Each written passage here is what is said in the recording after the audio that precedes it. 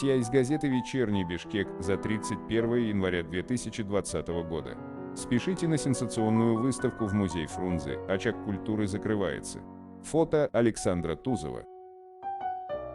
Только 3 дня – сегодня, завтра и послезавтра в Кыргызском государственном мемориальном доме музея Михаила Фрунзе открыта выставка настоящих сокровищ великого полководца, постоянно хранящихся в музейных фондах и очень редко выставляемых на обзор.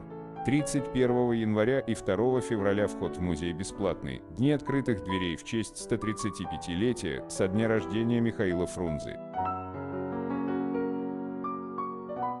Но эта выставка может оказаться одной из последних в ближайшие несколько лет. По сведениям наших источников, музей Фрунзе ждет масштабная реконструкция, даже название этого проекта реконструкции известно – «Нити истории. Бишкек, Фрунзе, Бишкек». Реконструировать собираются 2-й и 3-й музейные этажи, а 1-й оставить в покое. Но это только надежды. А уже составлен план. Сначала начнут капитальный ремонт музея изобразительных искусств, а затем дом музея Фрунзе. По печальному опыту Национального исторического музея, музей Фрунзе тоже может закрыться на несколько лет. Однако вернемся в нынешний музей и перечислим главные мемориальные сокровища. Это богато инкрустированные драгоценными камнями, в том числе желтым бриллиантом полусантиметрового диаметра, шашка и кинжал, подаренные командующему Туркестанским фронтом Михаилу Фрунзе. Так гравирована на лезвиях его фамилия революционным бухарским народом. Револьвер системы Наган полководца.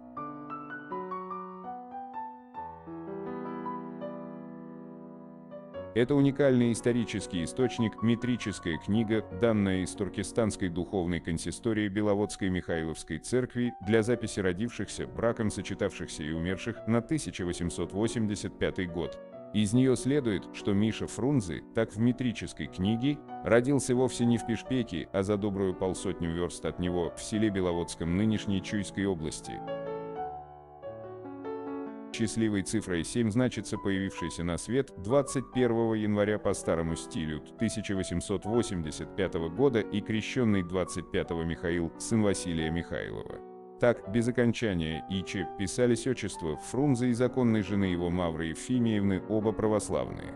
Восприемниками, то есть крестными отцом и матерью, были соликамский купеческий сын Илья Алексеев-Баранов и жена письмоводителя Токмакского уездного начальника Мария Ефимиевна Терентьева. Таинство крещения совершил иеромонах Нил. Последняя графа «Рукоприкладство свидетелей записи по желанию» во всей книге пустая, может быть, с грамотностью у тогдашних свидетелей оказалась слабовата. Вот первая тайна младенца Миши, почему запись о его рождении сделана не в Пишпеке, а в довольно далеком, более 50 верст, Беловодском. Дело, наверное, в том, что это село возникло раньше Пишпека, раньше там и церковь построили. И метрические записи всей округи начали вести тоже раньше. Вот тайна рождения посложнее.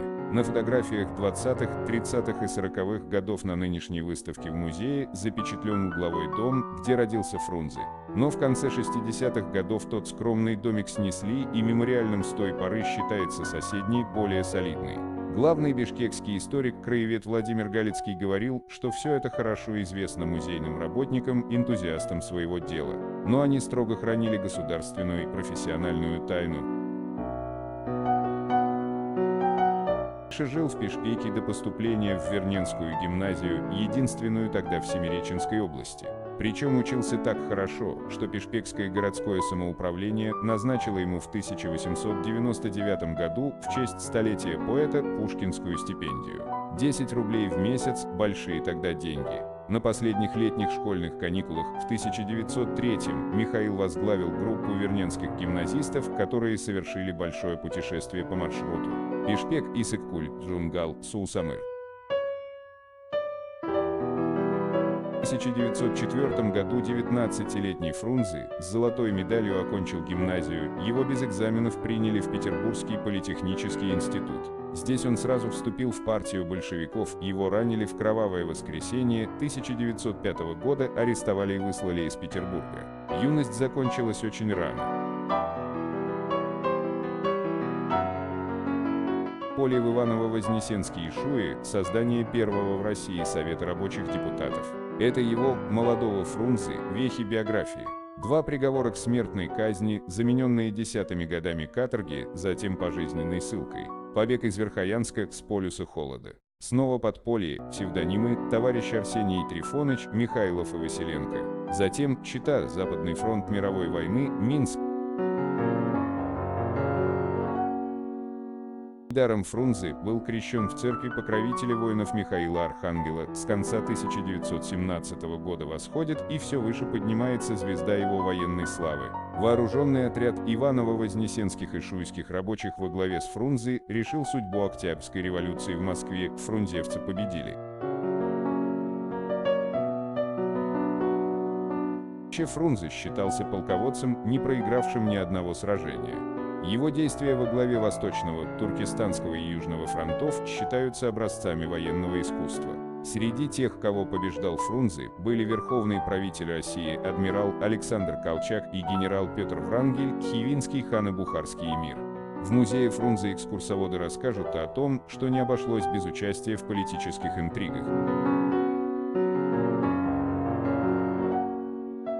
По крайней мере, однажды он выступил на секретном пещерном совещании в Кисловодске в 1923 против Сталина. В других острых ситуациях Фрунзе поддерживал Сталина в его борьбе против Троцкого. Но Сталин не простил Фрунзе пещерной обиды. В январе 1925 он назначил Михаила Васильевича вместо Троцкого председателем Революционного военного совета СССР и народным комиссаром, то есть министром по военным и морским делам. В октябре Фрунзе умирает в ходе медицинской операции, на проведении которой настоял Сталин. Зато похоронили Фрунзе по наивысшему церемониалу, в могиле у Кремлевской стены, рядом с мавзолеем. Ошеломленные безвременной кончиной выдающегося земляка, пешпекте провели траурный митинг и постановили переименовать Пешпек во Фрунзеград. Так наш город и назывался, но всего несколько месяцев. Весной 1926 в ЦИК рассмотрел ходатайство руководства Каракиргизской автономной области о переименовании Пешпека во Фрунзеград и постановил назвать город Корочек просто Фрунзе.